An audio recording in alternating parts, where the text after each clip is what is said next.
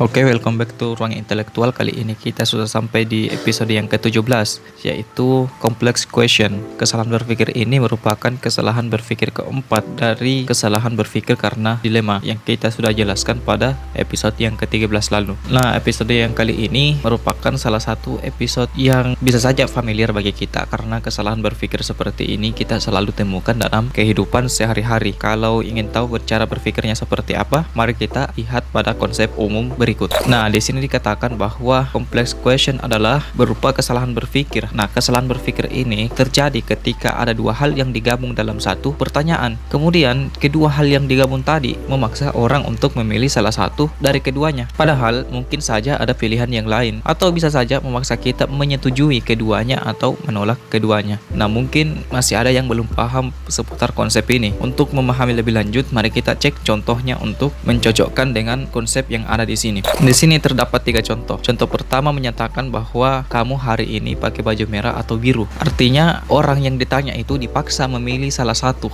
merah atau biru. Atau bisa saja dipaksa untuk menolak keduanya. Misalnya tidak mau pakai baju warna merah atau biru. Kan bisa saja seperti itu yang terjadi. Nah, contoh kedua, siapa raja di Republik Indonesia? Kalau kita mau lihat baik-baik, di sini yang ditanyakan adalah raja, bukan presiden. Sedangkan di Indonesia itu tidak menjadikan raja sebagai pemimpin negara, tapi presiden. Nah, pertanyaan seperti ini memaksa kita untuk mengamini bahwasanya di Republik Indonesia itu ada raja, dan raja yang dimaksud ini adalah raja yang memimpin negara Indonesia. Padahal kan kita belum setuju apakah raja itu yang memimpin di Indonesia atau tidak. Terus kita sudah disuruh jawab siapa raja yang memimpin tersebut. Nah, ini complex question yang dimaksud pada konsep sebelumnya. Nah, kita lanjut ke contoh yang ketiga. Sudah berhenti memukul istri. Pertanyaan ini melazimkan atau meniscayakan bahwasanya yang ditanya itu sebenarnya sudah pernah memukul istri. Artinya pertanyaan ini memaksa yang ditanya itu memilih ya atau tidak. Padahal kan sebelum kita menjawab ya atau tidak, kita perlu cek dulu apakah si yang bersangkutan ini betul-betul pernah memukul istri atau tidak. Kalau tidak pernah memukul istri, untuk apa pertanyaan seperti ini ditanyakan? Kan langsung lompat ke step yang kedua bahasanya. Tapi step yang pertama itu belum selesai. Nah, kesalahan yang seperti inilah yang terjadi pada complex question. Nah, kita lihat beberapa catatan. Nah, di sini kita perlu melihat beberapa hal. Pertama, sebelum menjawab, perhatikan pertanyaan, karena pertanyaan tersebut umumnya mengajukan dua hal, pilihannya iya atau tidak, atau bisa saja bukan yang berlawanan, tapi dua hal yang sebenarnya yang tidak bersangkutan, seperti merah atau biru. Merah atau biru itu tidak ada sangkut pautnya, sedangkan iya atau tidak memiliki sangkut paut dari segi muqabalah kalau bahasa Arabnya, atau bahasa Indonesianya itu dikotomis, dari segi dikotomis yang memiliki keterkaitan dari segi itu. Sedangkan merah atau biru itu tidak memiliki kaitan dari segi dikotomis atau apapun itu. Nah, yang ketiga, pertanyaan tersebut bersifat memaksa. Karena sifatnya memaksa, di titik paksaan inilah yang menjadi titik utama kenapa cara berpikir seperti ini salah. Artinya pertanyaan seperti ini sudah salah. Makanya ditulis di catatan yang keempat ini bahwa sebuah pertanyaan itu bisa salah. Kan sebuah kalimat yang tidak mengandung unsur judgment umumnya tidak bisa dinilai salah. Seperti misalnya saya mengatakan saya duduk di depan laptop. Itu kan kalimat yang memiliki judgment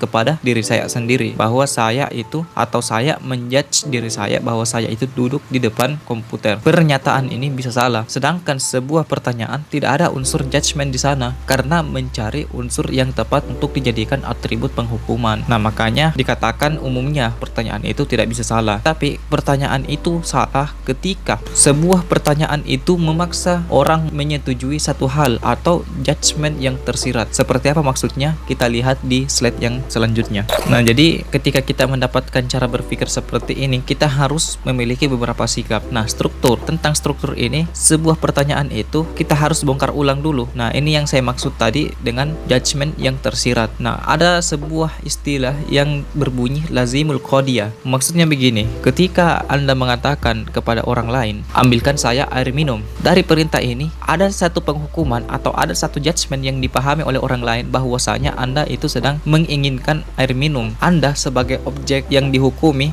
dikenai atribut, yaitu sebagai orang yang haus atau orang yang butuh air minum. Maka Anda dijudge sebagai seseorang yang sedang butuh air minum atau orang yang sedang haus. Nah, penghukuman yang seperti ini terjadi dalam sebuah pertanyaan, atau bahasa Indonesianya itu presuposisi. Jadi itu yang menyebabkan pertanyaan itu bisa salah, karena judgementnya itu yang tersirat dalam pertanyaan itu yang bisa salah. Karena judgement yang tersirat itu salah, maka pertanyaan yang memaksa orang mengamini judge yang selanjutnya itu juga ikut salah. Nah, kemudian pertanyaan ini umumnya mengandung opsional. Nah, jadi jangan terjebak pada satu opsi, tapi pahami dulu opsinya, lalu cari apakah ada kemungkinan-kemungkinan lain yang tepat dipilih atau tidak. Nah, seperti itu sikap kita ketika mendapatkan pertanyaan seperti tadi. Yang ketiga, kemungkinan. Nah, kemungkinan yang tercakup di pernyataan seperti ini ada 3. Pertama, menyetujui salah satu dari 2 opsi yang dipaksa tadi bukan berarti kita setuju kepada sesuatu yang lain. Atau bisa saja kalau kita tidak setuju kepada A, bukan berarti kita setuju kepada B. Atau kalau kita misalnya setuju kepada salah satunya, bukan berarti kita tidak setuju kepada sesuatu yang lain. Itu juga bisa terjadi pada pertanyaan seperti itu. Nah, kemudian yang kedua, keduanya atau kedua proposisi yang digabung dalam satu pertanyaan itu tidak selalu berhubungan seperti merah dan biru tadi, belum tentu saling berhubungan. Dan yang paling perlu kita lihat yaitu bagian yang ketiga ini, masih ada opsi yang lain. Selama masih ada opsi yang lain, tetap harus dijadikan pertimbangan, karena yang namanya opsi